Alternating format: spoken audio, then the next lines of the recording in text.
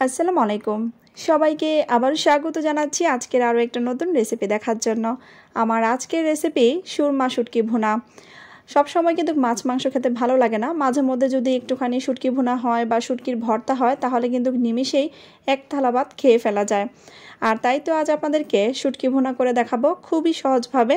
তো আশা করছি আপনাদের কাছেও খুবই ভালো লাগবে। তো চলুন শুরু করা যাক।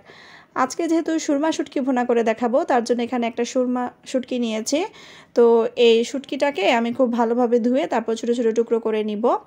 আর এই যে দেখতে পাচ্ছেন শুটকিটাকে আমি খুব ভালোভাবে ধুয়ে পরিষ্কার করে এভাবে ছোটো ছোটো টুকরো করে কেটে নিয়েছি। এখন এটাকে একটা সাইডে রেখে চুলায় চলে যাচ্ছি। চুলায় একটা প্যান বসিয়ে দিয়েছি আর তার মধ্যে এখানে পরিমাণ মতো তেল দিয়ে দিলাম, সাথে এখানে বেশ কিছু পেঁয়াজ কুচি আর এখানে কয়েকটি রসুন দিয়ে দিব। আর রসুনগুলোকে আমি কুচি করে কাটি নাই, এগুলোকে খোসা ছাড়িয়ে তারপর কয়েকটা রসুনের কোয়া দিয়ে দিয়েছি। এভাবে যদি রসুনটা দেওয়া হয় তাহলে কিন্তু এই শুটকি ভুনাটা খেতে আরও বেশি ভালো লাগে।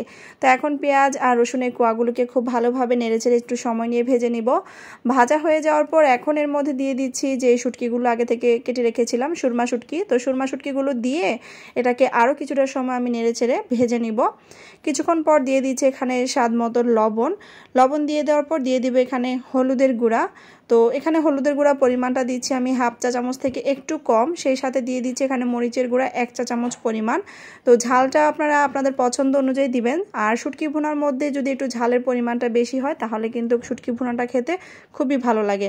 তবে আপনাদের পছন্দ অনুযায়ী দিবেন, কে কতটা ঝাল খেতে পছন্দ করেন সেটা বুঝে দিবেন।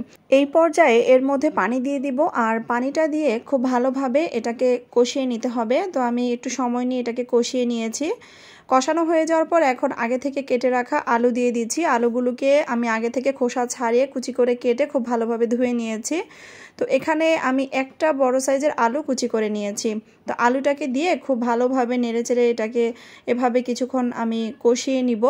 আর আজকের এই শুটকি ভুনাতে আমি একটুখানি আলু দিচ্ছি, কারণ আলু দিয়ে করলে কিন্তু এটা খেতে আরও বেশি ভালো লাগে। এই পর্যায়ে আলুটা সেদ্ধ হয়ে যাওয়ার জন্য আমি পানি দিয়ে দিচ্ছি আর পানিটা আমি আমার পরিমাণ অনুযায়ী দিলাম। তো পানি দিয়ে ঢাকনা দিয়ে ঢেকে আমি চুলার মিডিয়াম আঁচে এটাকে 15 মিনিটের মতো রান্না করে নিব। এরই মধ্যে কিন্তু আলুটা পুরোপুরি সেদ্ধ হয়ে যাবে। ঠিক 15 মিনিট পর আবারও ফিরে আসলাম। এখন আমি ঢাকনাটা সরিয়ে নিচ্ছি। তো এই পর্যায়ে কিন্তু এখানে পানিটা অনেকটাই টেনে গিয়েছে। এখন দিয়ে দিচ্ছি এখানে বেশ কিছুটা কাঁচামরিচ, আর এই কাঁচামরিচগুলোকে মাঝখান দিক দিয়ে এভাবে কেটে দিয়েছি, দিয়ে খুব ভালোভাবে নেড়েচেড়ে মিশিয়ে নিচ্ছি। আর এই শুটকি ভুনাটা কিন্তু এরকমই হবে, একটু মাখো মাখো টাইপ হলেই কিন্তু খেতে ভালো লাগে, বেশি টানিয়ে নিলে কিন্তু এটা বেশি ভালো লাগবে না। তো এরকম মাখো মাখো অবস্থায় এটা নামিয়ে ফেলতে হবে। তো আমি আলুটা চেক করে নিলাম যে সেদ্ধ হয়েছে কিনা। তো পুরোপুরি সেদ্ধ হয়ে গিয়েছে।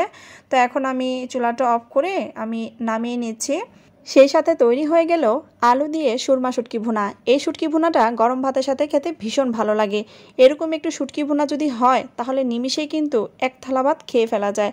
আমার শুটকি প্রেমী আপুরা যারা আছেন তাদেরকে বলছি অবশ্যই আমার আজকের এই রেসিপিটা ফলো করে একবার হলো এটা ট্রাই করে খেয়ে দেখবেন। আর অবশ্যই আমাকে কমেন্ট করে জানাবেন যে আপনাদেরটা কেমন হয়েছিল আর আপনাদের কাছে কেমন লেগেছিল। তাহলে আজকের মতো আমি এখানেই বিদায় নিয়ে নিচ্ছি। সবাই ভালো থাকেন, সুস্থ থাকেন। আল্লাহ হাফেজ।